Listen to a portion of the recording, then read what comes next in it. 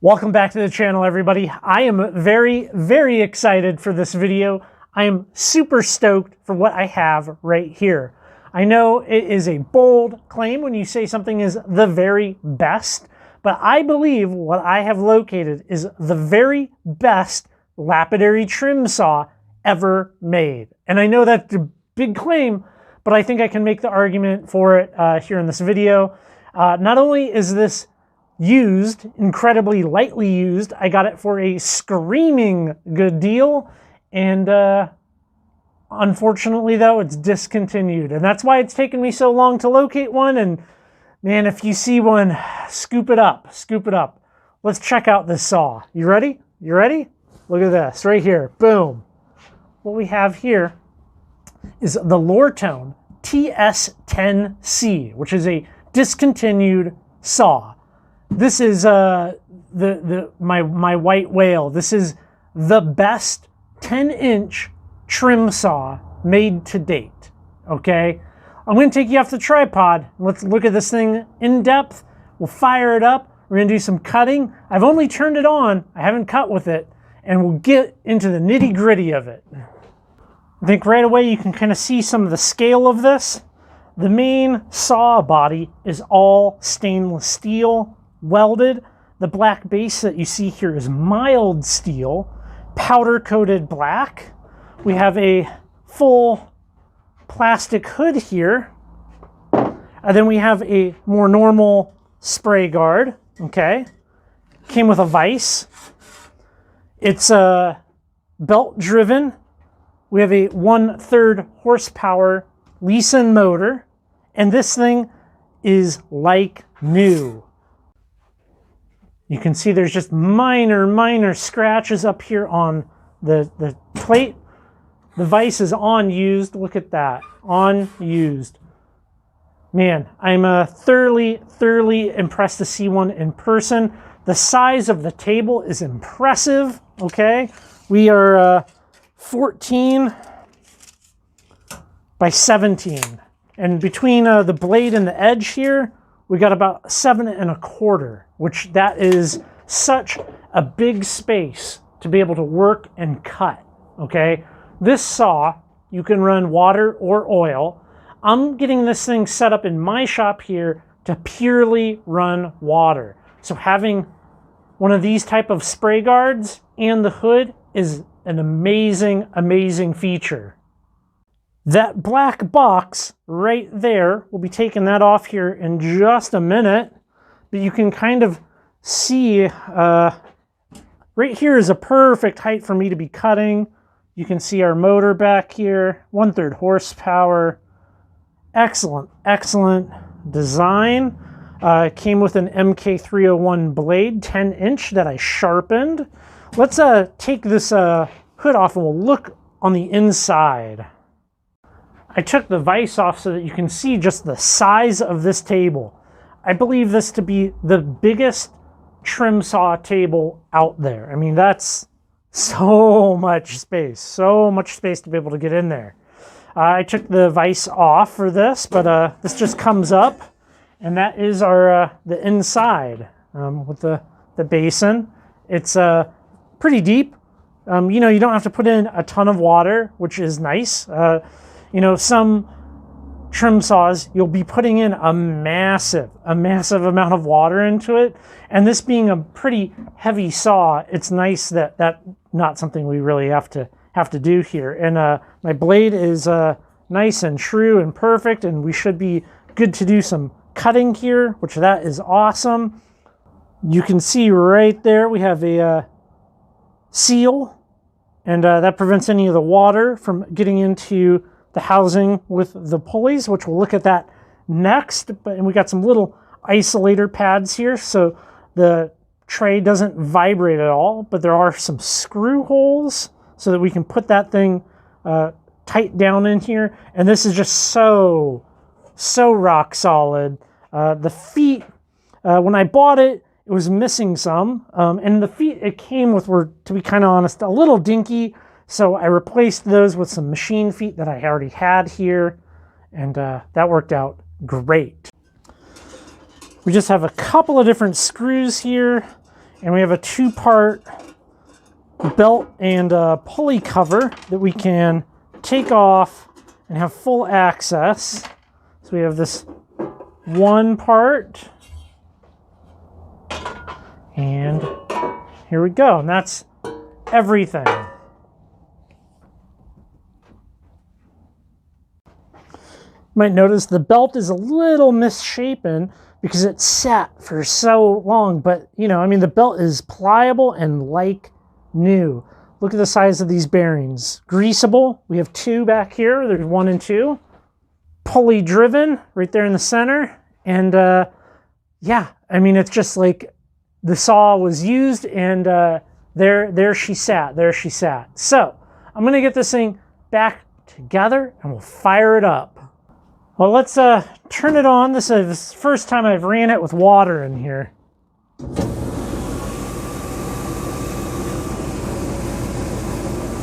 Oh, that is smooth. That is smooth and quiet. I love it. I love it.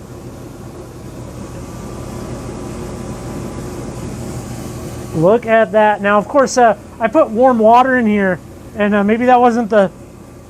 Here, let me...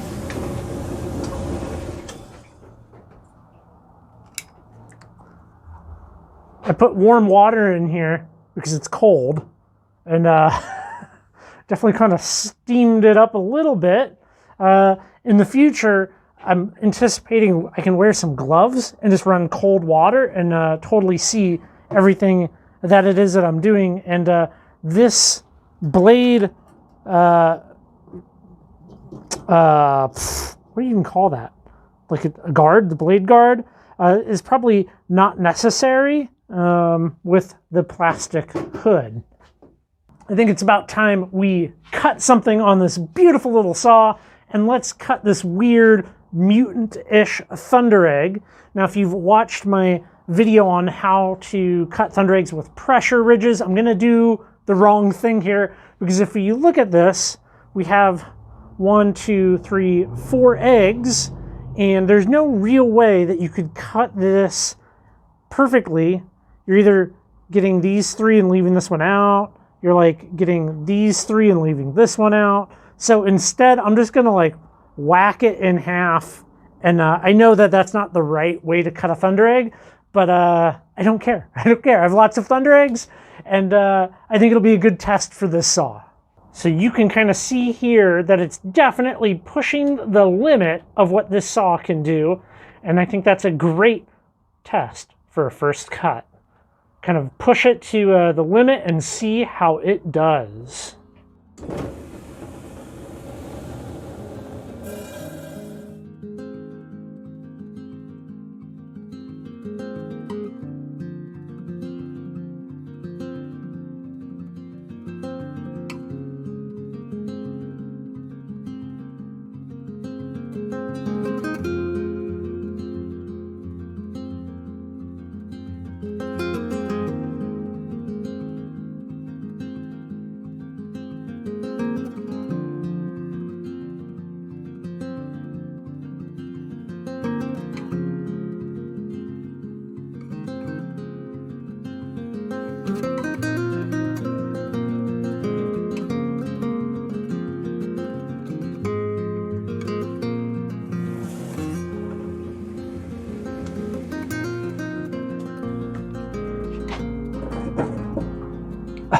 Oh, look at that. I am happy with that. That's a beautiful egg. I should have probably ran a timer on that. We'll put it in here. I think that's pretty good for pushing a saw to its limit. That's a little bit of paper from the label on the blade. Got a couple of drips from when I took the rock out, but for the most part, we are entirely clean here and dry. That's not from the saw, by the way. That's just, well, that's from my finger, but that's from some stain.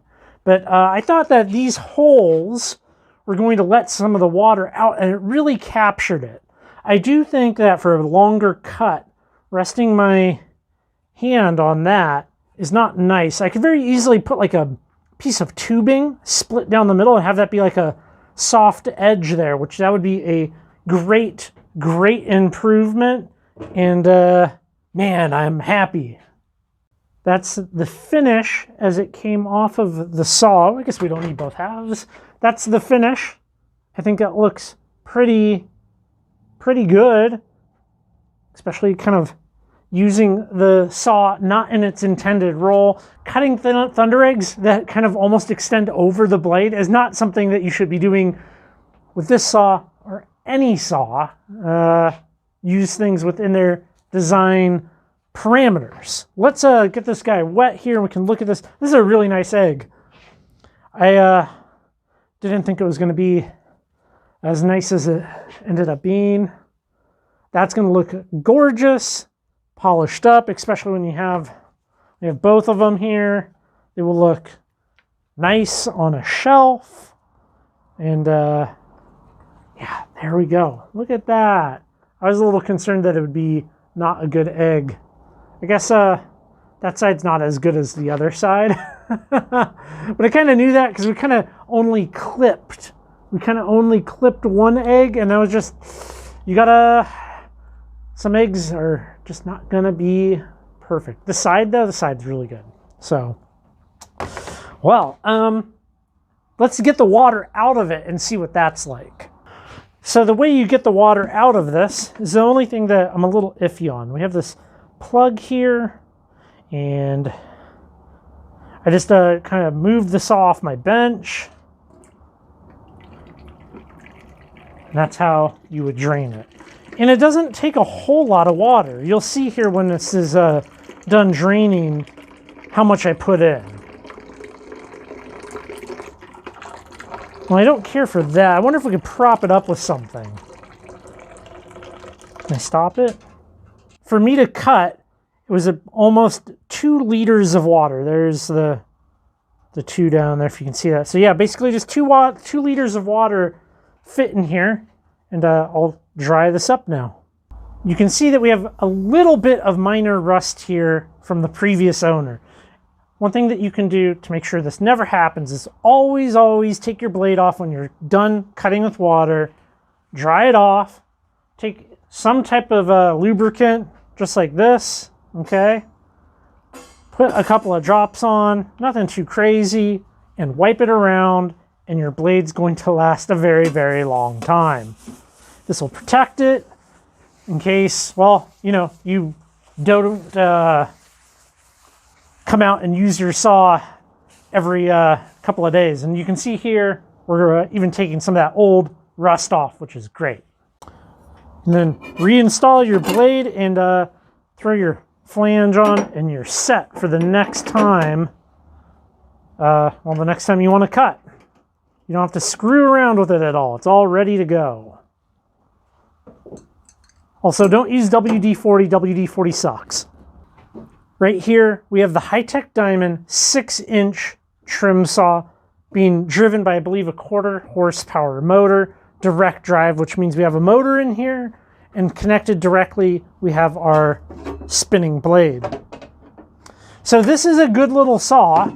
I have definitely used it a fair amount, taken good care of it, and it does absolutely work. This is clearly a superior saw. I don't think this holds a candle to this at all. This is a better product. However, we're in 2 very different price ranges here, right? This is significantly affordable. This is no longer able to be purchased. I believe several years ago when you could purchase this, it was $850. So who knows what that would be in today's inflated dollars, like a $1,200 saw. So very huge difference. The depth on this, you get a 1.75 inch cut. This, you get about 3 inches of cut. Now, assuming you don't ever want to really push it, cutting something like we cut here today, realistically, you could probably cut big slabs on this all day and not experience any problems. You cut a rock too big on this and you can stop it, You can warp these thinner blades that you would generally be running. Yeah, you can have a vise on both. All things created equal, I would say this is still a good value, especially since you can buy it from High Tech, great shipping, buy it on Amazon. Man, if you find one of these though, buy it. Buy it, buy it, buy it. You will be happy that you have the Lortone TS10. A couple of improvements that I think I could make on this would be, like I said before, on this edge here, having something that'll soften it like a piece of hose. I think having something that kind of encloses this. I'm thinking, you know, one of those like brush door sweeps. If that was going around here, so you kind of stuck your arm in here, your hand in here with a glove, no spray would ever get out. And that actually leaves the possibility of me running oil in the saw. Oil is clearly superior to water when cutting, and if it's clean, it might work. I'm not 100% on that. Maybe if I had a dedicated shop space, in the perfect world, right? I'd have my slab saw and this saw and any other dirty, oily rock equipment in a separated space. Like if you had a 2-car garage, you'd take 8-foot square of a corner, build walls, and have that be your dirty corner. I'm probably just going to keep water in here. The draining isn't the best. So what I'm thinking is I have this through hole fitting. What if that was like right there and there's a big spigot, because it's probably 3/4 of an inch. So that would let all the stuff flow out easy, and I could just have a drain bucket down below. And we have this little space here because of the belts. I think that might be a good modification to do on it. So other than those things, it's 2 thumbs up, right? The last thing that I'm thinking I want to improve upon, and I don't understand their thinking behind this. So we have everything here is stainless, which is great. Stainless is the way to go for lapidary equipment. Painted mild steel, powder coated mild steel. Like, I'm not talking about the base, that doesn't matter. It doesn't receive moisture. But for your saw body, if you're dealing with painted cast iron and not painted cast aluminum or plastic or stainless, that's what I think. So this rod here on the vise, this is mild steel. I don't know why they would send it out with mild steel. Like, this will rust, but that's also a very easy fix. This is just some 1/2-inch solid CRS, and I'll replace it with some 1/2-inch aluminum, and it'll be great, and it'll slide. And all of this is what is that? Is that galvanized? What do we have here? Let's grab a magnet. No, that's just that's a galvanized metal. So not the best vise design, which that's okay though. I don't really use vices a whole lot when trimming, and man, get these things taken care of, and it's going to be a perfect saw for me. Well, if you made it to the end and you haven't subscribed, go ahead and subscribe. Drop me a thumbs up on the video. It helps my videos get a little bit of legs and a little bit of traction here on YouTube. Check out the website, currently rockhounding.com. You can find me on Instagram and all the other cool places out there on the internet. All right, everybody, y'all take care, and I will catch you in the next video.